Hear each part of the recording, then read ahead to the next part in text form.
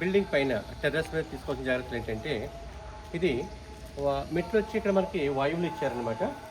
So మెట్ల కోసం వర్షం నీరు కిందకి వెళ్ళకుండా ఉండే విధంగా ఒక షెడ్ వేశారు. ఈ షెడ్ వాయువులో హైట్ అయింది. సో ఏ ఇంటికైనా సరే నైరుతిలో హైట్ ఉండాలి, కానీ ఇక్కడ వాయువులో హైట్ అయింది. సో మీకు నైరుతిలో చూస్తే కనుక ఇక్కడ ఎటువంటి హైట్ లేదనమాట. ఇక్కడ నైరుతిలో రైలింగ్ వాల్ హైట్ మాత్రమే ఉంది. కానీ మీరు అక్కడ గమనిస్తే కనుక రైలింగ్ వాల్ నుంచి ఇంచు 4 ఫీట్ల హైట్ ఉంది. ఈ ఇంటికి దీన్ని ఏమంటామంటే నైరుతి దోషం అంటాం. ఎందుకంటామంటే ఈ టెర్రస్ పైన వాయువుల హైట్ అయిపోయి నైరుతిలో డౌన్ అయిపోయింది కాబట్టి దీన్ని మనం నైరుతి దోషం అంటాం అనమాట.